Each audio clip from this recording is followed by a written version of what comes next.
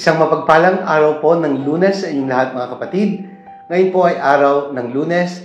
Pinagdiriwang po ng buong simbahan ang kapistahan ng pagbabalita ng Anghel sa Mahal na Birheng Maria tungkol sa kanyang paglilihi dalang ng Espiritu Santo. Ito po ay tinatawag na the Feast of the Annunciation. Ito po ay pinagdiriwang taon-taon tuwing ika-25 sa buwan ng Marso. Ang March 25 po this year ay natapat ng Lunes Santo, kaya hindi pwedeng i-celebrate ang kapistahang ito. At yun namang sumunod na Lunes ay octave po ng Easter. At yung mga sumunod na araw, after March 25, ay nasa loob na po ng mga mahal na araw. Kaya pinagpaliban po ang pagdiriwang. At ngayon po, Lunes, pagkatapos ng oktaba ng Pasko ng Pagkabuhay, sinaselebrate po liturgically ang kapistahan ng Annunciation. Pagbati po sa lahat ng mga deboto ni San Antonio ng Padua, sa mga viewers and followers of the Daily Gospel Reflection, sa mga minamahal po naming benefactors, sa mga tulong po na inyong binibigay, ang aming pong pagkilala at pasasalamat ay pinapaabot sa inyo. Patuloy po nating ipanalangin ang isa't isa. Welcome po sa ating Daily Gospel Reflection. Sama-sama po nating pagnilayan ng mga salita ng Diyos para sa kapistahan ng Annunciation.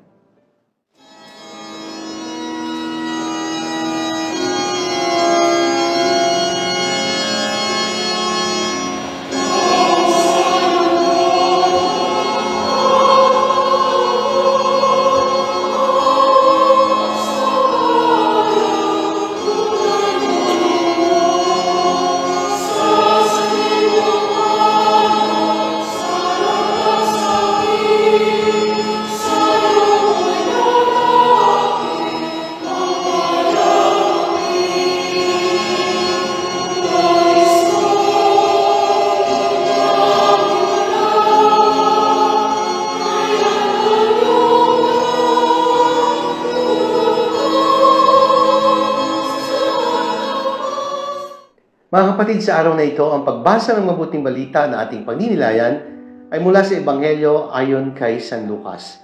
Mula po sa unang kabanata, mga talata 26 hanggang 38. At dito nga po ay nilalarawan ang kwento tungkol sa Annunciation, na dapat nga po March 25, pero dahil natapat sa panahon ng mga mahal na araw, ay pinagpaliban po ang pagdiriwang at ngayon po ay isineselebrate. March 25, Annunciation, araw din po ng paglilihi ni Maria, lalang ng Espiritu Santo. Kaya for March 25, bibilang po tayo ng 9 na buwan. Ang papatakan po noon ay December 25. Pagkat 9 months na natili si Jesus sa sinapupunan ng kanyang ina at siya po ay isinilang. Kaya meron tayong kapistahan ng Pasko ng Pagsilang na sineselebrate tuwing ka-25 ng Disyembre. Ang title po ng pagninilay ay nagsasabing, Saying Yes in Humility, Fidelity, and Obedience. Kaya ang pagsunod po at pagtugon ni Maria ng oo ay may tatlong katangian. Una, sa kababaan ng loob. Pangalawa, sa kanyang pagiging tapat at pagtitiwala sa Diyos. At ang panghuli ay ang pag-oo sa diwa ng ganap na pagsunod. Perfect obedience. Sabi nga nila, Christianity and the story for salvation would not have been the same if Mary said no to the angel. Without Mary's total surrendering of her life to God, baka hindi nga naging posible ang Pasko. O kung naging posible, mag-iiba po ang kwento ng mga pangyayari. Total surrender means that Mary offered her whole life to God.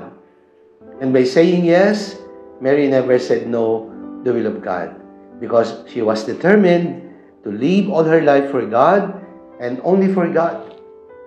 And there is no turning back. Wala nang pag-urong. Tuloy-tuloy na pag-oo sa kalooban ng Diyos. Kaya nga, ito ay tinatawag na fiat. Fiat voluntas tua. Yan. Si Maria po ay tumugon ng oo sa kalooban ng Diyos. And first of all, the yes of Mary involves humility. Pag-oo, pagsunod sa kababaan ng loob. What Mary made so beautiful in the eyes of God was her humility and her humble heart. Totoo naman po yun. Sa mata ng Diyos, ang taong may mababang loob ay nagiging napakaganda sa kanyang paningin. Humility is the mother of all virtues, and it is in being humble that our love for God becomes true, ardent, and real. Ang palay nga Kapag hitik sa bunga, ang uhay ay muyuko sa lupa. Pero tingnan niyo po, ang mga uhay ng palay na walang bunga, sa langit ay nakatingala. Pero kapag hitik sa bunga, yumuyuko sa lupa. Kaya ang mga tao may kababaan ng loob ay higit na pinagpapala ng Diyos.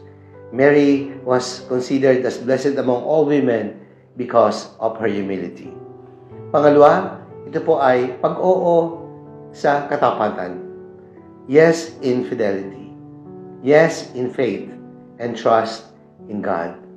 Si Maria po ay naging tapat, taglay ang kanyang pananampalatayang tunay at ganap.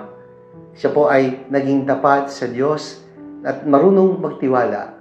Inilagay ang kanyang sarili sa kamay ng Panginoon at nagpaubaya.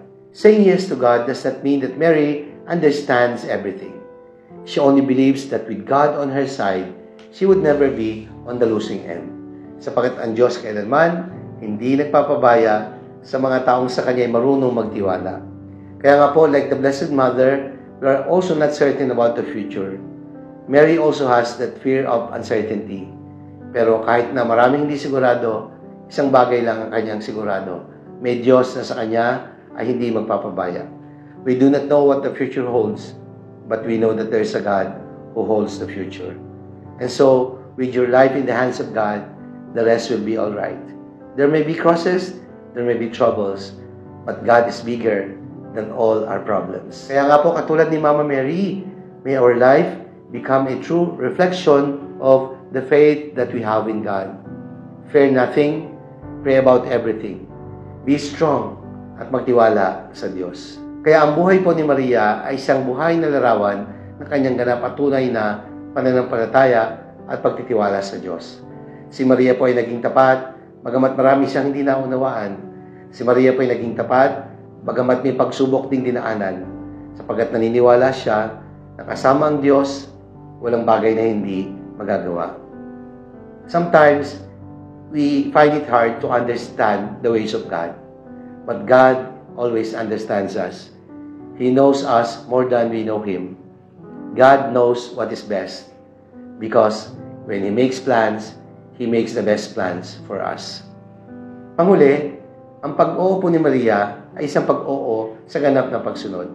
It was yes in perfect obedience. Sabi ko nga po at paulit-ulit kong pinapaalala that obedience is always better than sacrifice. Mary's obedience is never a blind kind of obedience. Alam niya kung sino ang kanyang sinusunod. Alam niya kung noon dapat niyang gawin na naayon sa kalooban ng Diyos. Maaaring sabihin na pikit mata, subalit bukas ang puso dahil marunong itong makinig at magtiwala. Pikit mata, subalit may ganap na pagtitiwala kung kaya't ganap ang kanyang pagsunod sa kalooban ng Diyos. Ang marunong makinig ay marunong ding sumunod. At ang marunong sumunod, marunong magtiwala. Kaya mga minamahal na kapatid, nawa po, tularan natin si Maria sa pag-oo niya sa kalooban ng Diyos, sa diwa ng kababaang loob, sa diwa ng katapatan, at ganap na pagsunod. Manalangin tayo. Ang maraming makapangyarihan, Diyos na bukal ng lahat. Hindi madali ang buhay na aming tinatahak. Katulad ni Maria, may mga pagsubok din po kaming hinaharap at may mga kusting kaming pinapasan. Hindi namin naunawaan ang lahat, subalit alam namin na ikay nandyan upang kami hawakan at gabayan sa aming paglalakbay. Amen. Maraming salamat po, mga minamahal kong kapatid. Sana po ay inyong nagustuhan at nakatulong ang ating pagninilay sa araw na ito. Kapistahan ng Annunciation. Kung inyo po nagustuhan at nakatulong, i-like po ninyo at i-share. Ibahagi natin ang mensahe ng salita ng Diyos sa ating mga mahal sa buhay, mga kakilala at mga kaibigan. Sa mga tumutulong po sa amin, lubos po ang aming pasasalamat. Ang Diyos na po ang bahalang gumanti sa inyong pagtulong at kagandahang loob. Pagpalain tayo ng makapangyarihan Diyos, Ama, ng Anak, ng Espiritu Santo. Amen.